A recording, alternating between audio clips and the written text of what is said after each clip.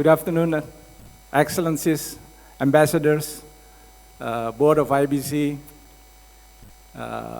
all the participants, the experts. It's a bit difficult to stand here after the presentation of coordinating ministers, Bapak Erlangga Hartarto. He gave us with a lot of views on the perspective of the government. IBC stands as try to play the role as a dialogue partner of the government. So we will convey the message, and hopefully we will be able to be part of the process of policy buildings of the government of Indonesia. I remember 1.5 years ago in the small room in Sequis Center. It's a temporary office. Me and Pa Sofian Jalil, the CEO, starting to discuss what to do with the IBC. And we had a very good support from the founding members, the 7 founding members.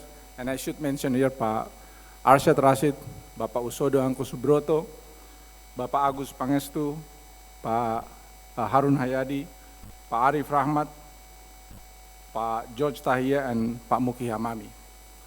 We built the team, and last year's proudly to announce we have 27 members on board.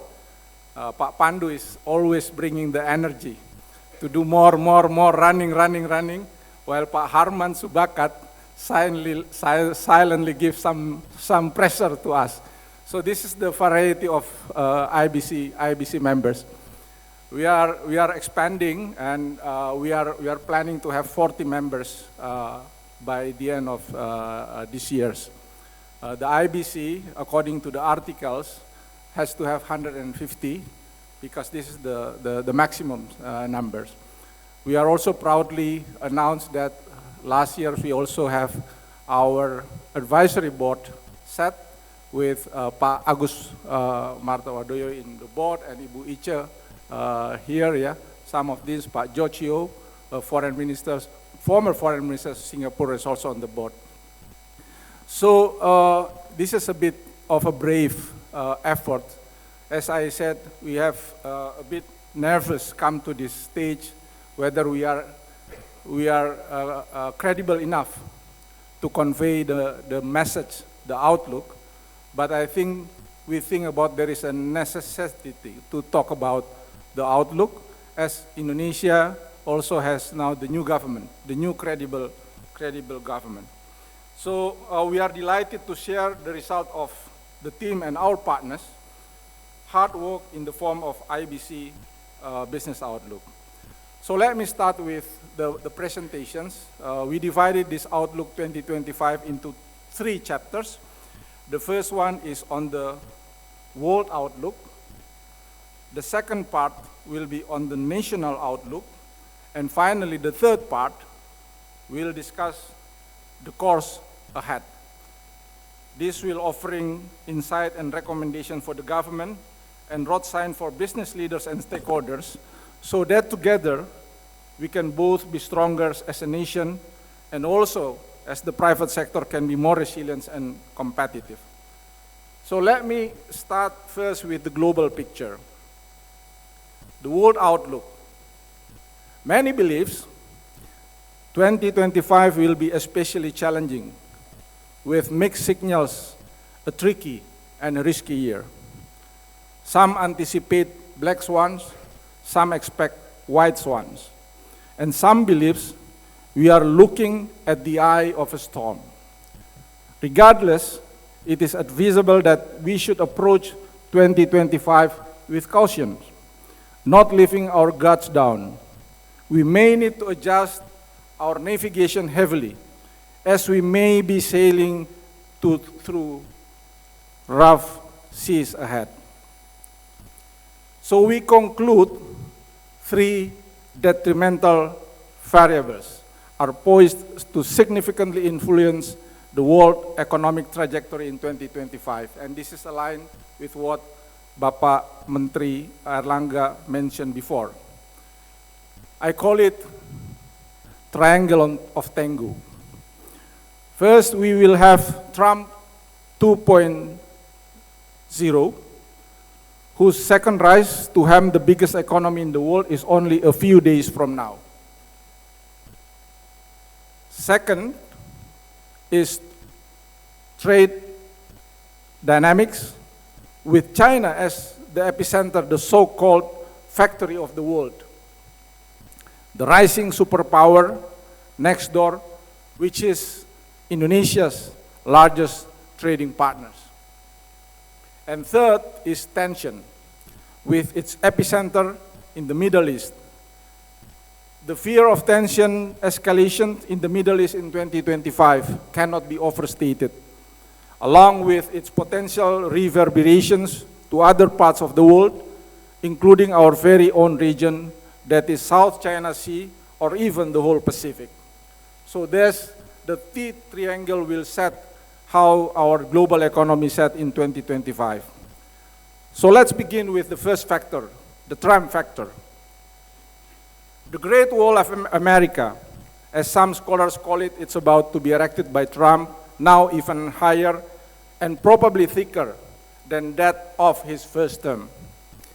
We understand that the US is one of the Indonesia's largest FDI sources, accounting for $2.4 billion in 2023. The American Chamber of Commerce in Indonesia claims that US private investment in Indonesia generated an economic impact of $130 billion between 2014 to 2023. But how would the situation be going forward in the era of Trump, America's first 2.0, which indicated by first high tariffs, home shoring, and corporate tax cut incentive for those based in the US? How much is the US economic decoupling from China and probably from the world, however unfeasible it may sound, leads to economic slowdown and financial market volatility, adding pressure to already stagnated global growth that is predicted between 2.8 to 3.3%. Will interest rise or fall? Recent Bloomberg survey suggests opinions are split among experts, indicating no one can tell for sure. To what extent Indonesia and the rest of the world, both public and private sector, should prepare for the risk of trade and investment diversions, declines in productivity and wealth, or perhaps coming market turmoil, while anticipating a potentially accelerated restructuring of global financial architecture, such as that of what the BRICS is preparing in the longer term. So while we need to ponder of these questions, let's take a look at the second one, the second factor, which is trade. We will be talking about China. How do you dance with the dragon? We have both benefited and troubled by this large economy through its trade and investment. Our businesses, many of them are SMEs, have struggled with the low-priced Chinese products. Meanwhile, China is also one of our biggest FDI sources. Its Belt and Road Initiative has reached Indonesia, valued at $20.3 billion. We are aware that recent geopolitics even suggest that Southeast Asia region will experience more goods influx from China as it divert its trade away from the US and EU markets. It will be still coming, arguably now even more and even cheaper. Inventories must go, and high production capacity is not going to go away too soon. But something interesting came up in the last December. China announced its new 2025 policy, which stated that it will expand its domestic demand, consumption and investment, that is on all fronts. We learned that when China starts to consume and invest, it consumes and invests like there is no tomorrow. Its sheer size absorbs world commodities like a vacuum, from coffee to coal, from grains to gold, from nuts to nickel. Macroeconomic-wise, this is expected. In fact, economists suggest that China should consume more, And indeed, the space to consume is there. China household consumption to GDP is still at 40%, way below US at nearly 70%, or even EU, Japan, and Indonesia, each at more than 50%. So these whole dynamics present questions on challenges and opportunities, as you can see now on the screen. Ladies and gentlemen, now while we need to fine-tune our dance rhythm with the red dragon, let's now brace for the Z-axis, tension. Well, Middle East has been burning hot already, but certainly we are not expecting it to be brewing for a bigger escalation. Vital choke points are there: the Strait of Hormuz, Bab el-Mandeb, the Suez Canal. The Strait of Hormuz, for one, accounted for up to 30 to 40% of all world traded oil flows, of which 85% went to Asian market. Disruptions would be devastating. Unfortunately, multiple observers and analysts predict the high likelihood of escalation.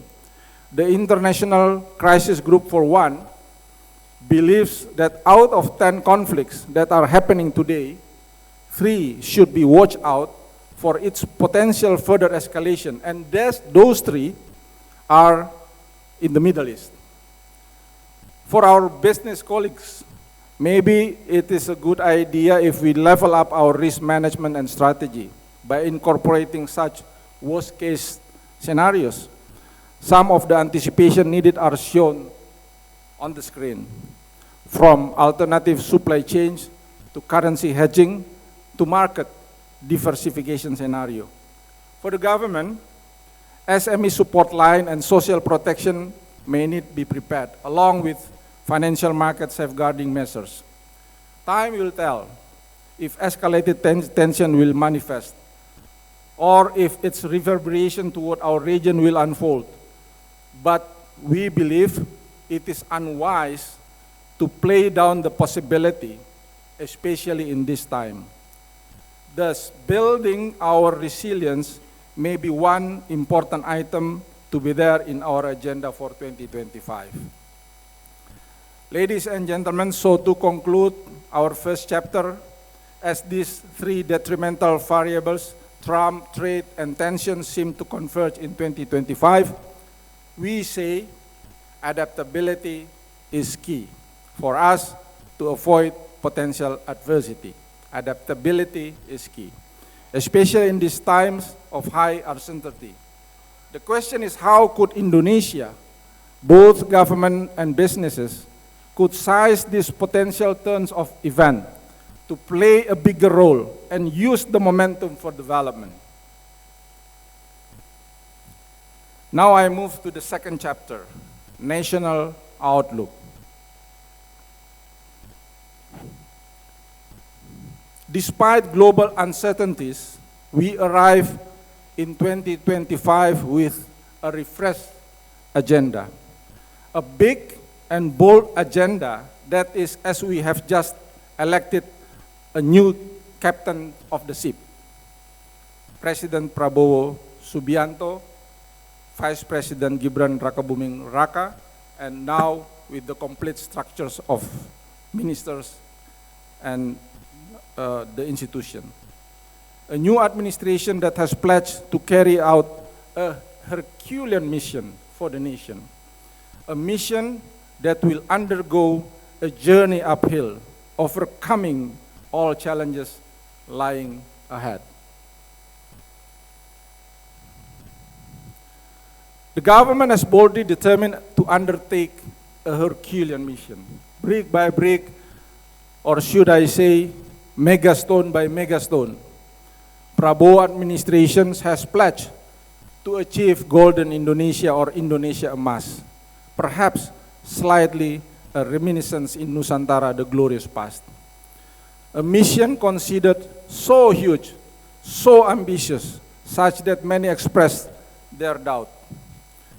But maybe such big push is what the country needs. Maybe it is the time for us to make that leap of faith, to bravely bet on this big and bold expedition.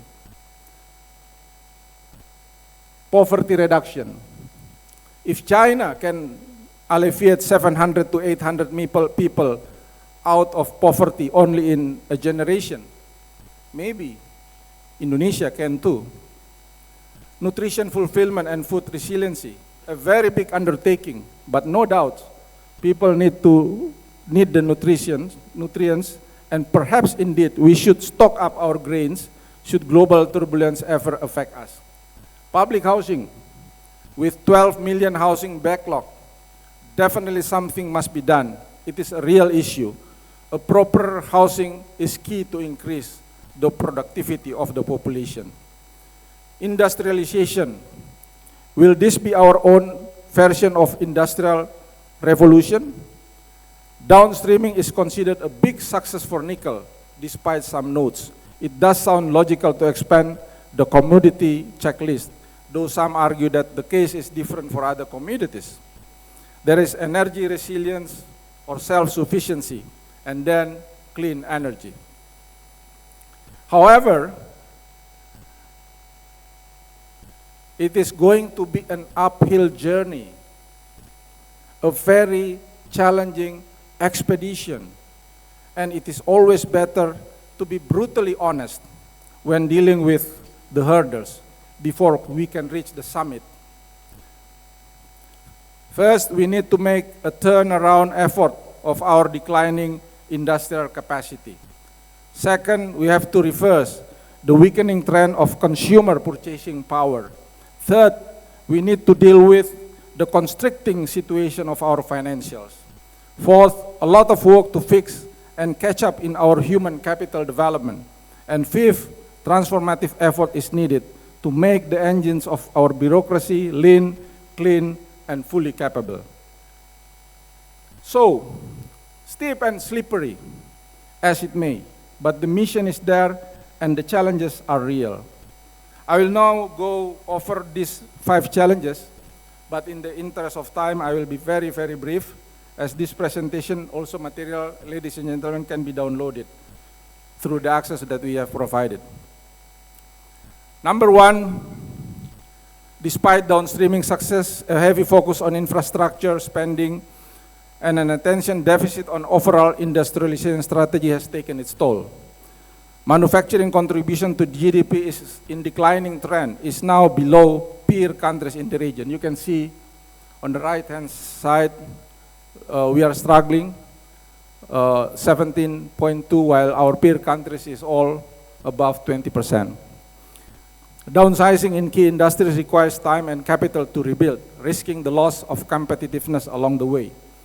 Our capacity to export, for one, is crucial for growth. Export help us to improve our current account balance and provide a safe cushion in our foreign reserve. In business, we understand declining sales mean losing customers to the competition, which is going to be very difficult to win back. Meanwhile, structural issues that hinder higher productivity persist as major homeworks. In formal sectors, we still have very high percentage of informal sectors. The population of our large enterprise are still minuscule, less than 0.01%. And our ICAR is also another popular issue, and we need to bring it down. The next issue, second, ladies and gentlemen, as we heard, you have had plenty of times, the middle class as the backbone of the economy has been shrinking. And it's quite alarming that millions of Indonesians have slipped into a state of vulnerability. Illustrated by the left graph, where the threshold of vulnerable population eclipsed the middle class in 2020, the gap, now widening by roughly 20 million, forces us to recontemplate about our economic resilience. Declining real wage growth has been observed even before COVID pandemic hits us. And this side, in 2025, we will have to be even more cautious. Our consumer confidence at its lowest point since 2 years, and spending has reduced along the side.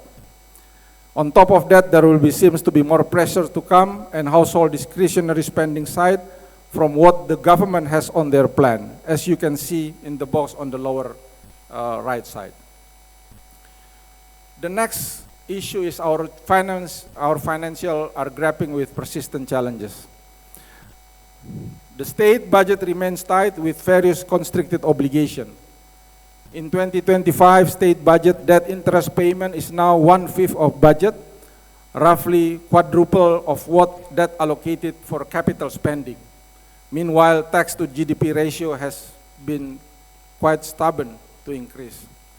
Liquidity strains are being felt across the board, and to fuel the 8% growth target, FDI is now more important than ever. SBN, SRBI, the financial instruments of government and bank central have been heavily used, such that capitals are crowded out, causing business to suffer from high cost of borrowing that stood around 8.9% higher than regional peer countries. Meanwhile, our current account deficit issue remains, and financial pool remains shallow, even when compared to our regional peers. Our credit rating is BB-, which can be higher if we put an orchestrated effort. IBC is looking at this, and we have issued several papers on the topic. They're available in the IBC Institute corner in the back of this room in our website. So, ladies and gentlemen, please have time to have a look of our IBC Institute corner after this event. Honorable guest, the fourth is that there is a lot to catch up when it comes to developing our human capital. We need to ensure that our indicators are at the level where at least we can confidently compete in our own region. Be it Human Development Index, labor productivity, PISA score, innovation capacity, stunting prevalence, or other measures. These are fundamentals, not only for our resilience as a nation, but also for competing, for achieving the aspired growth rate that will help us escaping the middle income trap. In IBC, this is one of our 4 pillars, our important pillars due to its importance. This is the last. It's about bureaucracy. Indonesia's rule of law has worsened and fallen sharply, now below the global average score. This erosion poses a major drag to development. It discourages investment, and it hinders growth, and especially for the business sector, where certainty is a key. The infamous corruption perception index has been declining. Meanwhile, you can see our peer country like Vietnam seems to be doing better these days. Some of these are probably also contributed to the lack of merit system implementation in our institution, causing inefficiencies, loss of productivities across the board. To conclude this far, we are anticipating a rough seas in the global landscape in 2025. Meanwhile, the government has pledged to undertake a big Herculean mission in uphill journey, as we just saw before. Along the way, we'll be hearing some shouts and pleads, more demand. So just like any other sea transformation effort, this will demand a colossal effort. So ladies and gentlemen, this is the last chapter. To pilot the effort, we are looking at how government will fire up critical engines to take off. Resource and expertise from all corners will be needed. The government will continue to seek for alliance and support, asking for partaking in making demanding mission successful. The government will want to ensure strategic alignment. Also, the third for investment. While the 2 engines are important, IBC believes that for that mission to be successful, more engines must be fired up. Number 1 is governance must be reformed. The second was innovation must be pursued. My last slide. So these are the 4 things that the government will most likely be intensely performing in 2025. On the very left side, reforming institution means bureaucracy reform. From the business interest, this is an opportunity for us to voice out our long-standing concern. Ease of doing business in the country must be significantly improved. We can also help to advocate the digitalization. The business more willing than support. Also, the high-cost practices that leads losses, what we call kebocoran. So I'll skip another two, and I go to the last, that on the far right, which I will highlight innovation in the form of leveraging green economy that should be materialized. Our potential for carbon trading, for example, is immense, and IBC has produced a white paper, and we are happy to announce that we have a carbon market knowledge center now under IBC Institute. So ladies and gentlemen, to conclude, for Outlook for 2025, allow me to say this is a humble opinion, and we certainly welcome perspective from all of you. IBC representing private sectors, we are here to serve, we are here to collaborate, we are here to synergize to the best of its ability for the nation, for the country. Thank you very much.